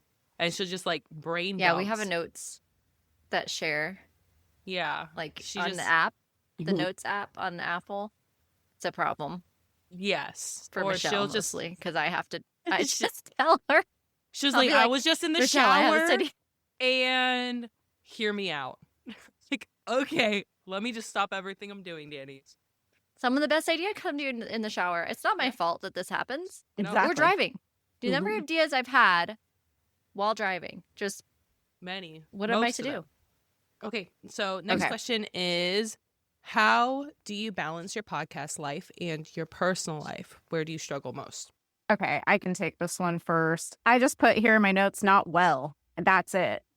Literally, though, I feel like personal question, like, I don't know. I feel like between, owning and running a business full time and then doing podcasting, I kind of just have to, it's like time management. I don't even know what that is. I basically just have to use every free moment that I have to get things done. And luckily, like what I put here after my sarcastic moment to myself, I put constant communication. I would not be able to do any of this if Ashley and I weren't both incredibly good at consistently communicating with each other, even if like the communication is just like an SOS, I'm having a meltdown, like freak out moment.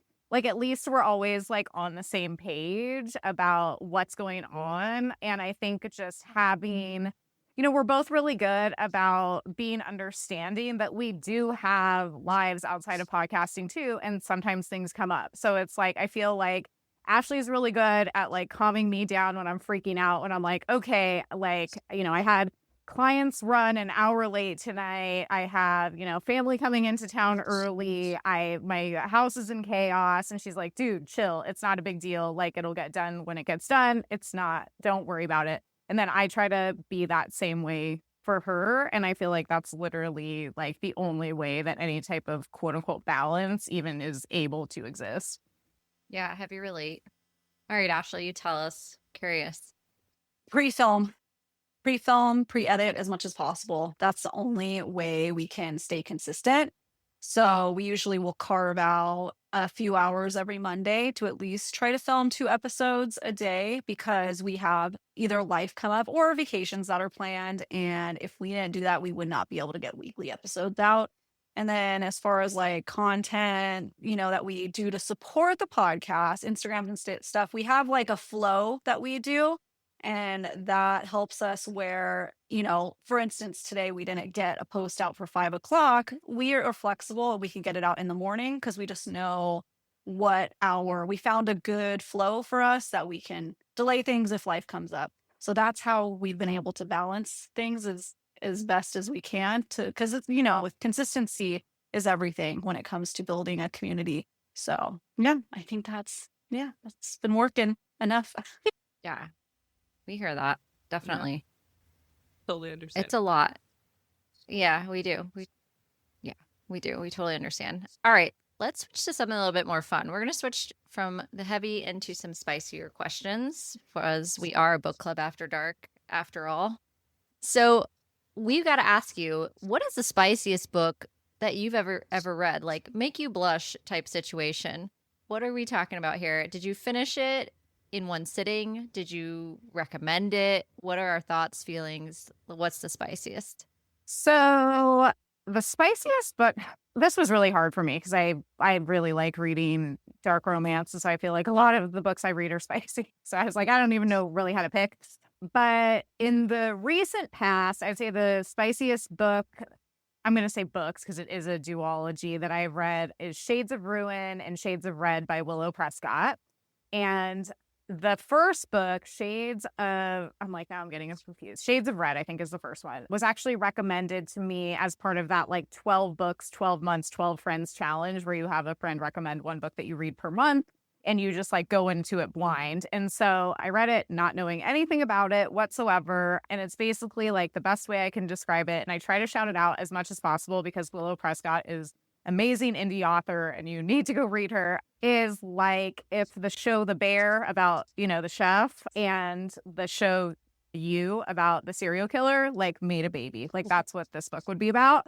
Deranged chef with some homicidal tendencies and then tons of spice. So I would say in the recent past, those are my spiciest reads. And they're both quite short. I want to say the first book's probably around 200 pages. The second one's probably around maybe 250 or so. So I read each one in one sitting for sure and liked them.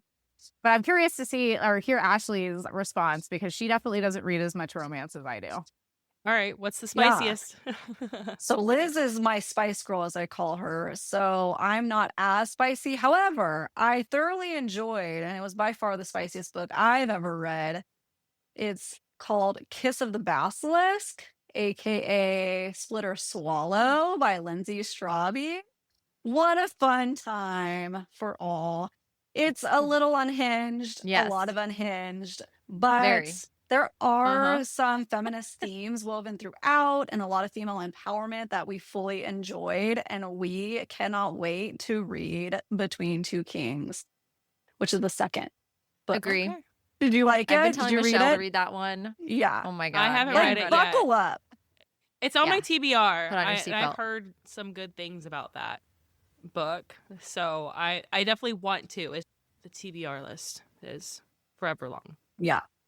I definitely recommend anybody Yeah, who wants that to one- read it out there, open mind. Just let it happen. Yes. It's That's essential. it's unusual, but just let it Read your just let it triggers. go. Happen. Yeah. There's a shit ton of Yeah. triggers at the beginning of that book. Please read them. Read them all. Then read them again and make Yeah. sure we're okay. And then onward and upward you go.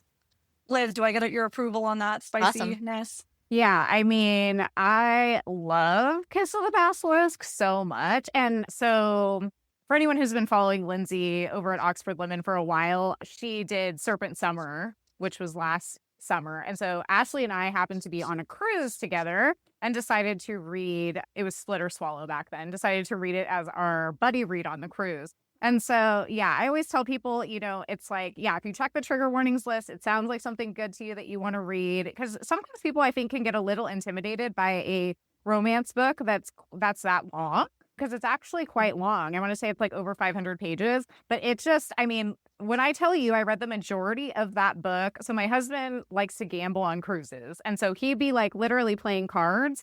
And I don't gamble. So I would just be standing behind him, just reading that bad boy on my phone the whole cruise long. And it's like, you don't have to have hyper focus. Like you don't have to, like it's not like you need to be tuned in the same way that you would for like a high fantasy or something like that. But there are really interesting themes and there's some good world building and fantasy too, but it's just like constant spice. So if that's what you're looking for, I'd say go for it. I love that book too. Definitely recommend. Yeah, I Awesome. recommend it too. I told Michelle already. Let's go. Yeah. But it's also Trying. on our giant list. Our giant list, yes. Okay. In terms of romance genres, Ashley, I know you said you don't really read them, but you could add in tropes if you'd like, if you want to switch it up. But what is your favorite romance genre and why? I mean, romantasy I love. So it's just like spicy, I could care less, honestly. I know. But That counts. yeah, so fantasy romance would be my favorite, but it's because I love fantasy so much. I Okay. like the romance. So I'm picking tropes that I like or genres. Sorry. No, romantasy works. Yeah. That covers the romantasy. base. Yeah. That's a romance genre. Yeah. And monster good. romance is super fun. like So I love it too. If it's like contemporary, it's not really for me right now in this point in my life, but I'm open to it in the future. Okay. would say this is like such a hard question for me because I love romantasy as well because I'm a huge fantasy person and there's nothing better than fantasy with romance in it. You know what I mean? But I also love dark romance, like with a passion that I feel like there's just something about dark romance, especially if you have experienced trauma, that I feel like can really help people process a lot of that, including myself. And so I appreciate dark romance in a kind of different way that I feel like romantasy doesn't necessarily resonate the same way. So that's why I have a hard time choosing between the two, because romantasy is like a nice escape. And I feel like lots of times, yes, we can relate to the characters, but it's a little bit different. I feel like with dark romance, it's contemporary. Lots of times, people are dealing with a lot of, like I said before, kind of like psychologically dark themes, some triggering elements that maybe a lot of us have experienced in real life. And so it can really be liberating to be represented in that way. And I feel like before I started reading dark romance, I didn't even know that there was really any books that talked about some of the things that a lot of us have been through. So I think that they both have it's like apples and oranges to me, but yet kind of the same. So I have to say that they're tied in my book. Okay, that's fair. Michelle, I never actually asked you that question. What's your favorite romance genre, Michelle? I mean, if we're speaking strictly romance, I would always read a romantasy, but I actually do enjoy dark romance. But same. So I enjoy dark romance with a contingency. I get on and this is why trigger warnings are so important. I enjoy dark romance when the romance itself is not the dark aspect, meaning like I know stalker romances are a big thing, and like if there's a question of consent, that's when I draw the line. If there's ever a question of consent, I can't stomach it. Like, I'm just thinking like Butcher and Blackbird. What if you read that series, the Ruinous Love Trilogy? It's the romance itself is pretty like not normal, but it's not triggering. Yeah, it's consensual, but everything else going on around them is dark as shit. So I like the horror aspect, but not when it comes to like the actual romance consensual part of it. That's where I'm just like, that's where I draw the line. So about you, Danny? Yeah. Well, I'm in the middle of the Lord series, so if you know anything about that, they're getting a laugh out of Liz. I think she does. You would not like that, especially book 2. I'll say that. Okay. Book 1 you might be okay with. Book 2, I think, would be a probably hard pass for you because there's a lot in there. But I agree with Liz. I feel like if you have been through or seen a lot of dark things, it is a way to process in a safe space. It's also a way to, if you've never been through any of those things, I'm not going to say this is healthy because oftentimes it is not, but it is a way to have exposure. So in a safe, healthy way in your house or on the subway, wherever you're reading these, do your thing. But it's definitely a different way to experience something that doesn't objectify anyone. And it's on a written page. It's a format that is a safe space to kind of explore something that, isn't really typically available in any other media that I can think of that is so easily to consume that way. That's the safest. You close the book if you don't like it. You move on really quickly. There's no other attachments that you can kind of make there. But I enjoy dark romance too. And I think that contemporary has its place. For me, it's hit or miss. I don't dislike it. It's just not my first pick. It's almost never my first pick. I will always pick a romantasy or a dark romance before I'll pick a contemporary. And that's just me as a reader. I'll also pick a fantasy or a historical fiction before I'll probably pick a contemporary romance book. Or even we talked about dystopian books, Hunger Games. I'd probably pick that before I'd pick a contemporary. That doesn't mean to say that I wouldn't, because one of my 5-star reads that really surprised me this year was Deep End. And that's definitely a contemporary romance. And I loved that. That was an amazing, amazing Ellie Hazelwood book for me. That was a 5-star that I did not see coming at all. So there's a special place, I guess, for all the genres and kind of mood reading of where you want to fit in with that. But let's move on to something more fun. We're going to switch gears and play a little classic Fuck, Marry, Kill. So we picked 3 fictional characters from books that we know that you guys have covered. And Michelle, can you let them know what they're going to be choosing here? So you have to either fuck, marry, or kill one of these 3. And these are all ACOTAR themed. So ACOTAR world, the surreal, the bone carver, or the weaver. We Liz, had why to don't you get go you first? back. I feel like Ashley and I have done one similar to this before. Okay, so Okay. I know for me that I'm going to fuck the Weaver because I saw some great fan art of her, okay? And she is hot AF. So it is what it is. So I will die on that hill. So Weaver, fuck the Weaver, and then marry the Surreal for sure. And then kill the bone carver, I think. I don't know. He like kind of creeps me out a little bit too much, I think. But I mean, that's a hard choice, honestly, at the end of the day. But I think that's what I'm locking it in as. Ashley, what about you? All right. Okay, let's lay a ground rule. The bone carver presents as who you want it to present as, right? Or not? I mean, Like, or something. He manifests as something specifically that he thinks is like, what is he going to manifest as? So for that reason, I'm out. Kill. Because I don't know. What if he manifests as something horrible? I don't know. But the Weaver, yeah, too super freaks me out. So I'll just fuck her and get it over with. Because I'm marrying the Surreal. He's my favorite. They're my favorite. Love them to your boy just wants death. tea time. Oh, yeah. Let's hang out and gossip. I love it. Oh, I'll eat it up. So I guess we have the same The one. Surreal's just misunderstood. Oh, I love He the just Surreal. wants to spill the tea. That's all he Yeah. wants. You just want Yeah. the cloak and some tea, and a chicken. I can offer that. I could be the provider for the Surreal. Just give me all the tea. That's funny. What about you guys? Okay, so another question. Okay. Oh, Michelle, you go. I would also marry the surreal for the same exact reason because he's like Yeah. I feel like that's a dead stability. giveaway. Yeah. Doesn't want anything Yeah. else. It's fine.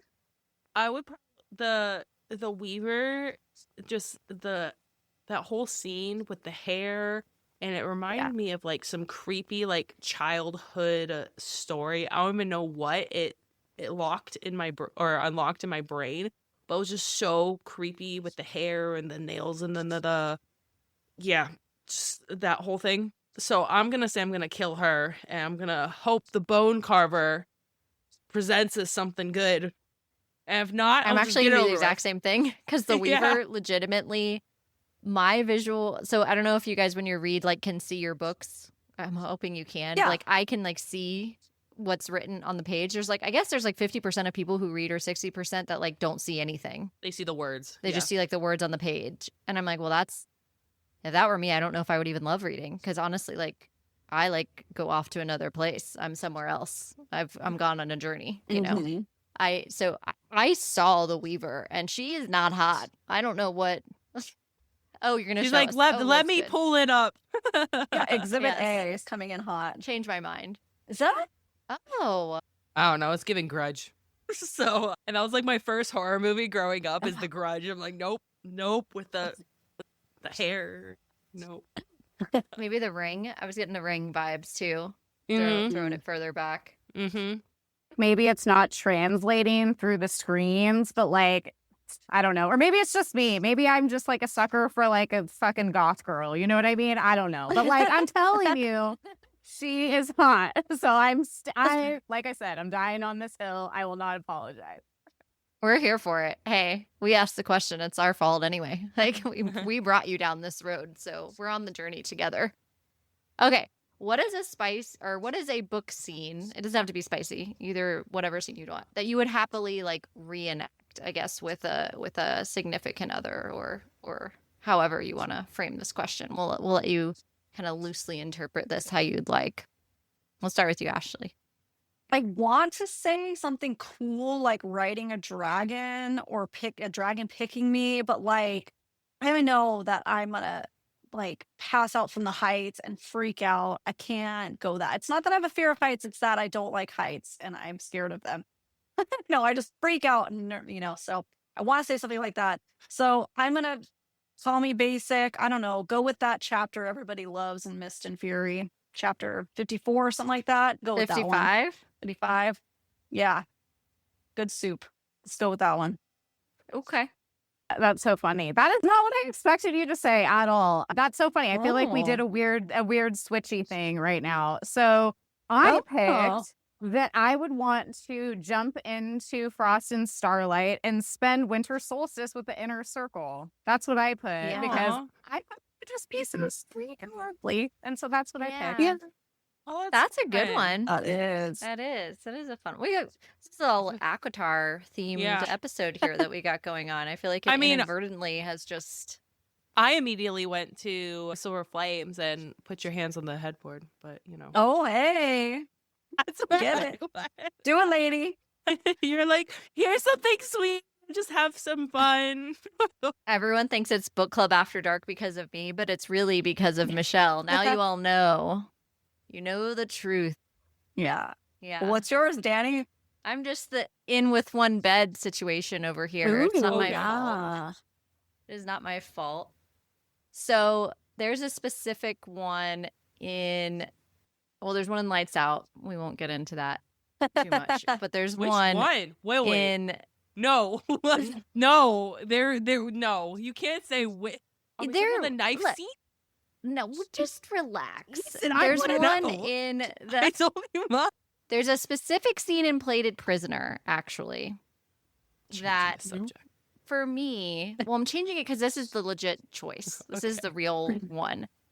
First of all, if you haven't read Raven Kennedy's spice scenes in her romantices, they're quite literally god tier. Okay, they're phenomenal. I haven't read any other romantic series that touches her scenes, and it could just be because I love these two main characters so much. But I read this series, and I'm not gonna hate on SJM because hers are great too.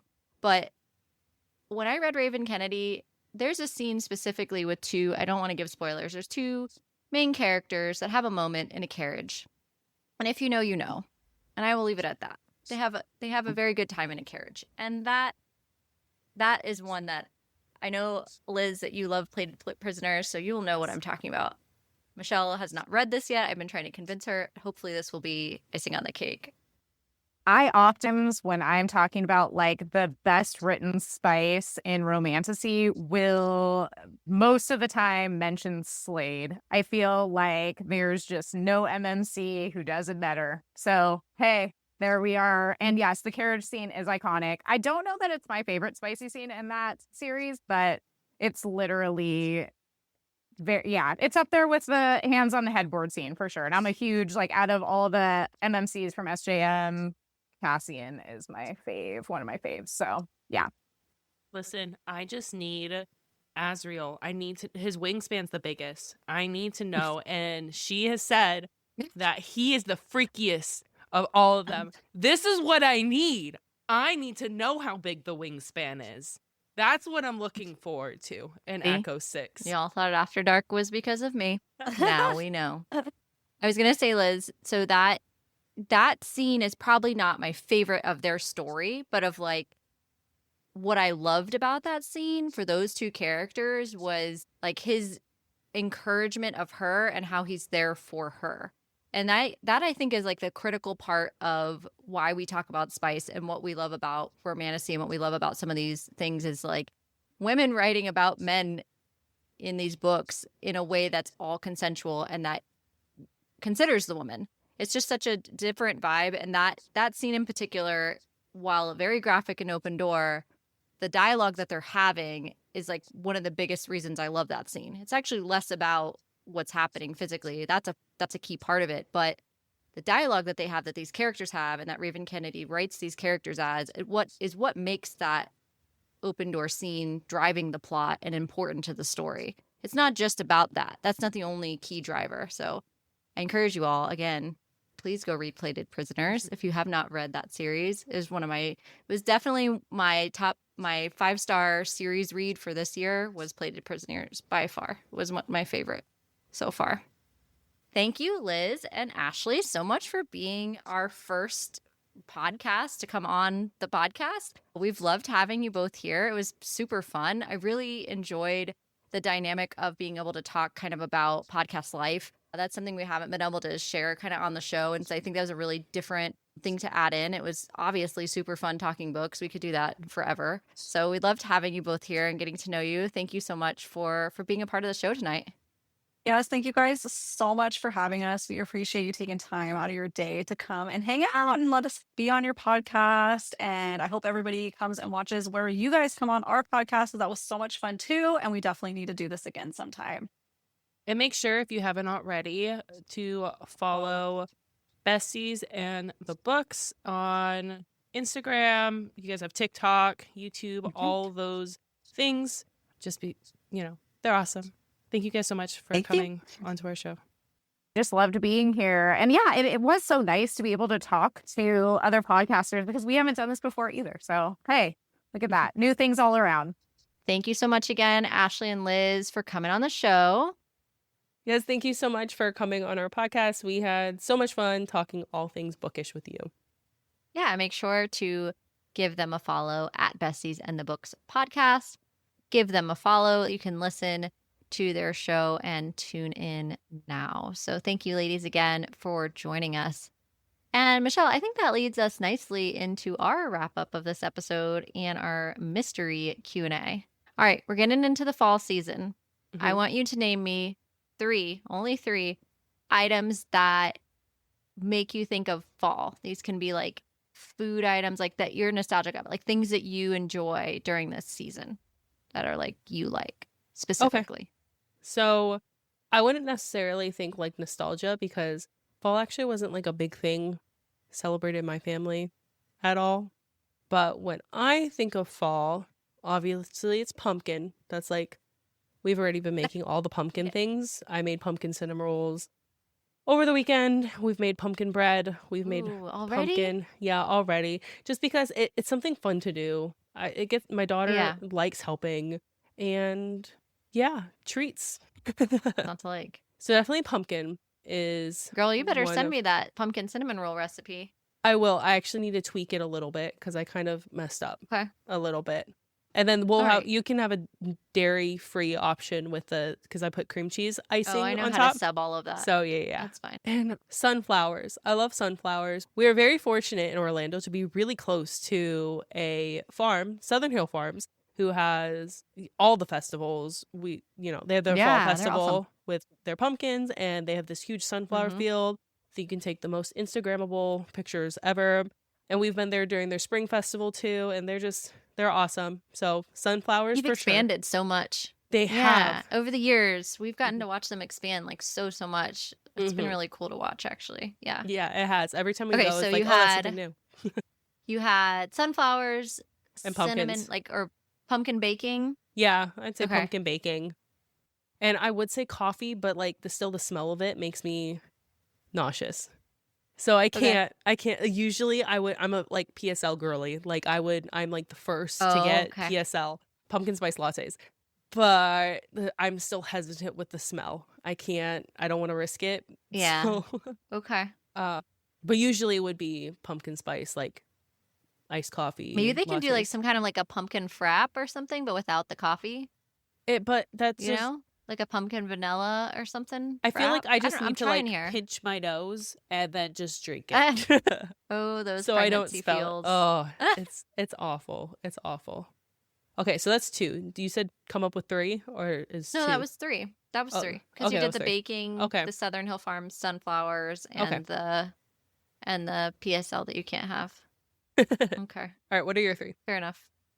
So we decorate. Like I love getting all my fall decorations down. That's like our family tradition. So like that's one of my favorite. I know you decorate too, but that was like the first thing I thought of was like the big thing that I love is like the coziness of like getting all the fall shit out. And I know that sounds super cozy. I say it like that. But I mean it. Like when I get all the fall shit out of the attic, I'm like, it is officially fall. We're in the Burr months. That's like the thing that's going viral right now. Everyone's calling them the Burr months. So that's the first one that I thought of. And then the second one would be, I'm like really bummed about this, but Starbucks removed their like apple cider flavors. They usually have apple in the fall. And like this year they didn't release anything with apple. Now they have pecan. Yeah, what is that? Trash. I mean, it's still good, but it's not trash. But I was upset because like, how does that replace apple? But whatever. Right. But like our local coffee shops like Foxtail and stuff, they still have apple. So, I'll be bringing my business. I like to bring my business locally anyway, but I was still upset that Starbucks didn't have apple this year. Bring it back. So that was upsetting. But like I also like to make, sure, when we started Book Club After Dark too, I made a few apple cider adult beverages, and I like apple cider a lot. I like to make different drinks with it. I think it's really versatile. So that's number 2. So then 3 would probably be, man, I guess like the movies. Like we're watching Wednesday on Netflix right now, and I'm loving all the like haunted feels. Yeah. And so like Wednesday in general is like nostalgic because Adam's Family, you know, is just like OG. You got Christina Ricci's in it, and so like getting to see her play in the show now, you know, as an adult teacher at the school that Wednesday's at, and like watching Wednesday is like, it's giving fall vibes. I'm here for it. And, you know, Wednesday's trying to solve some crimes. And so that's been fun to watch. But I like all the fall stuff that kind of starts to come out. I think like we have some Stranger Things going on. Finally. Obviously, well, and like Orlando in general, I think is just really big into fall, which you wouldn't think. Like if you're listening to this and you haven't been to Orlando for fall, you'd be like, why would Orlando, Florida have anything for fall? Because we don't have actual fall. So we have to fabricate it. So we have a lot. Yes. So we have like a bunch of farms you can go to. Is it hot as shit? Yes. Yeah, yes, it is. It is. Am I still wearing my flannel? Yes, I am. Yeah, around my waist, tied appropriately, so I'm not gonna die. But yeah, I mean, we do have fall here. We really do. We have Halloween Horror Nights. We have like all these different trick or treaters events, Legoland, SeaWorld. Huh? The Halloween Horror Nights this year seems wild. I'm actually kind of mad. It does, honestly, yeah. I'm excited. My husband wants to go, and he's like, "No, this year's probably not a good year." I'm like, yeah, I might go into like labor if we go to Halloween Horror Nights. Just scare the baby. Yeah, well, because right we talked about this on the last episode. Jeez, yeah, because you're like gonna run from the clowns. Yeah, no, like, what? It would be awful. And then Art the clown's just roaming around, terrorizing everyone. Well, no, so no one's actually safe this anymore. year, I don't know. Well, I don't know if you saw, like this year they're actually giving out for those the who necklaces. Yeah. have like, yeah. Oh, you saw this. Okay. So now they're giving out these like red necklaces that are like, hey, I don't want to be scared in scare zones. And like a lot of people were talking shit about this online. And I'm like, clearly, like you are so privileged that you have like no medical history to where you don't understand the benefit that this gives people who are pregnant. Perfect example. You know, any other respiratory or heart conditions, things like that, where, you know, they want to participate too, but they don't want you to I don't want to die on the way to the house. Impact a trip to the hospital. Like we don't literally want to go to the hospital. Like this is supposed to be fun. So it's nice now that this is the first year that they're rolling it out. So I'm curious to see like how it works. And so anyway. So the necklace also, it's fairly inexpensive too. I mean, $20 is, you know, $20, your health. I think it's a good trade-off. Worth it. Yes. Yeah, I think it's called the Deathly Afraid necklace. So it prevents scare actors from targeting you specifically. So which I feel like the scare actors get me worse a good time in the scare zones than the houses anyways. That's just me. I'm a runner, so I'm a target. It's fine. And then like if I were to go now, I'd be the waddler. Behind my husband. Yeah, well, I usually hide behind my husband in the houses. I'm like, no, you go first. No, I'm good. You go ahead. And I literally I push him in front of me and get as close to his back as possible. No, my husband won't let me hide. Okay, we're out. And I just like look at the ceiling. I'm like, oh, look what they did up there. Yeah, I look. I see where they're supposed to come out, and I look to the side of it. Like I'm not going to look directly at you. I can see you there in my peripherals, and that's does it still scare me? Yes, it does. Do I enjoy this? Surprisingly, yes, I do. So, no, okay. Like, why do I want to keep going back? What does this say about me? I don't know. It's a good time getting the shit scared out of you. It's fine. It's all fine. Okay, so my question is going to be less fall-like because we're just starting the Burr month. So I want to keep, let's... Yeah, keep your fall questions. Yeah, we'll keep our fall questions. Okay. I was just excited. Yeah. What is something like super random that's happened to you out in public? Can be anything. So one time, this is when my husband and I were dating. So years ago, we lived in California. And I remember I was waiting for him to meet me after he got off of work. And I'm sitting there and this guy's talking to me. And I'm talking to him, seemingly having a fine conversation. He was talking about what he did for work or whatever. We were just making conversation. I was telling him I was waiting for my boyfriend. And I said a comment related to like something I liked. Should have been in no way incendiary. And he just looked at me and like raised his voice and goes, "You're what's wrong with America." Oh, And then got up and left to go to the bathroom or something. And I was like, and you don't and remember I what was you just said? like really, I just sat there at first because I was so dumbfounded by what the guy had said that I was like, and then my now husband, but boyfriend at the time, got there, and I was like telling him about what happened. And then the guy like never talked to me again after that. He like moved somewhere else and like paid his tab or whatever because it was like a packed bar. And I just remember sitting there just like, that is so bizarre. And also like, I'm concerned for any person that mandates ever because that was like the most bizarre interaction for like no Right. reason. Yeah.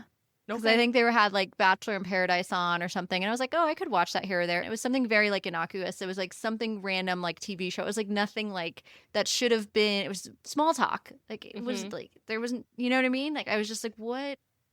Did someone hurt you? Like, what? Wild. I don't know. That's not Which, like very, that's not like crazy, but it just like was like Right. the first thing that came to mind when you asked that question, which is the design of these questions. It's like, That's there was funny. nothing like crazy about that, but it was weird. Which, like, I could binge Bachelor in Paradise. Sometimes I need a good trash TV. I don't know. It was very strange. I was just Funny. like, okay, all right then. Okay, so mine happened. What about you? Mine happened very recently.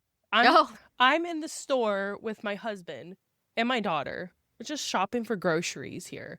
And, you know, the aisles in the grocery store, like, if you see someone coming down the aisle, like, and you're looking at one thing for, like, an item, I was looking for, like, pasta sauce. You tend to move closer to the item that you're looking at to give people room, like, when they're walking by, yeah, right? of course. This Yeah, to guy, be polite. he intentionally sees what I'm looking at and, like, tries to walk in front of me and, like, makes a deal of saying, like, excuse me. And I'm like, okay, I'll step backwards then. Fine, no big deal. Yeah, I'm trying to look at my pasta sauce. And then he just starts like, he's like, by the way, I really like your outfit. I'm wearing my Lulus and a crop top that is no longer a crop top because I have to pull it down. I'm basically Winnie the Pooh over here. It's my shirt. It's not. I'm like, we just need to go grocery shopping. Not the best look. He's like, I'm trying to look for more form-fitting stuff. Everything I wear is loose, and you're just wearing something so nice and form-fitting. My husband's right here, and he's watching the whole thing happening. I like look at him, and I look at the guy. I'm like, oh yeah, thanks. Like so awkward. And I'm like looking at my husband. I'm like, were you not going to save me? Were you not going to say something? You clearly saw this awkward interaction. I'm like rubbing my head like, okay, like, because he kept talking and talking, and then like he eventually left, and he was like, no, he looked like he was gonna leave. I'm like, what? Seriously? You just witnessed this man compliment me and talk to me in a creepy way. Like it wasn't like it was a really like he was lingering a little too long kind of way. Yeah. And he was just like, oh, it was kind of funny. I'm like, you're supposed to be protecting my protector. I'm not your entertainment here. So yeah, Okay, girl, that was. have you been reading too much romantasy and too much dark romance? Or what are we expecting him I to need do to in touch this her and die. situation? I need to touch her and die. That did not happen. I feel like that might be a tad extreme. Just a smidgen, just a little tiny just bit. a hint. Yeah. Just a hint of A the little smidge. hey, yeah. like the Yeah. hey wife, what are you doing? Let me just walk up next to you. Or something. Anything. Help me. Yeah. Nothing. So all trust was lost. Yeah. that day. That's funny. You're nice though. Like that's nice of you to like keep talking because the way I wouldn't. I'm I like would not. I have an awkward laugh, and I've always had this awkward laugh. My brother used to make fun of me for it because if I talk to customer service people, like as like a teenager, or I talk to someone random, I have like this very awkward laugh, and the awkward laugh was definitely coming out of my body. Like I was just like, Was yeah. it like inviting? No, Maybe, I like, hope does that not. seem It was. I hope it doesn't. What? I'm just like awkwardly like, okay, let me The look things at I the learn about pasta you sauce. in these questions, I swear to God, the things I learn, I'm like, what? Well, you haven't seen me Okay. awkward, and like it's just No, like not around really. like random strangers, like I just get an awkward laugh, especially if I'm uncomfortable. Because if I laugh I it just away, talk too then maybe much. it's not uncomfortable, but it still is. Yes. It clearly doesn't work. Worst defense mechanism in the world. That's not great. No. Yeah. All right. Before we wrap up, let's talk about what's coming up next in Book Club After Dark. Next week, we are going to jump back into the Crowns of Nyaxia, and we are going to be talking Slaying the Vampire Conqueror. And then the rest of this month, because next week after that, we have a really big announcement. So I'm really excited that we are interviewing Bryn motherfucking Weaver. Yay. I'm really excited about this. I cannot believe we're So interviewing excited. Bryn Weaver. Yeah, that I'm just saying it hasn't really hit me. Still processing. I'm really excited. I'm still processing this. Stick with us. We are interviewing Bryn this month. You're going to catch that. We are also covering Slaying the Vampire Conqueror next week. And then we, of course, are going to jump into Fallen and the Kiss of Dusk, which is, we'll talk all about that whole way that entire series kind of breaks out into the duologies and the standalones and the whole world of the Crowns of Nyaxia series by Carissa Broadbent, and we look forward to continuing to dissect those novels with you. And don't forget, we want to hear from you. If you have thoughts on The Housemaid or suggestions for future reads, drop a comment below on one of our social media platforms, Book Club After Dark Pod. Show us your fan art, theories, or anything bookish you'd like to share. Yep, you can also visit our website, bookclubafterdark.co, stay up to date on our cozy content, and check out our merch. That's all for tonight. Sleep tight, night owls. Until next time, happy reading.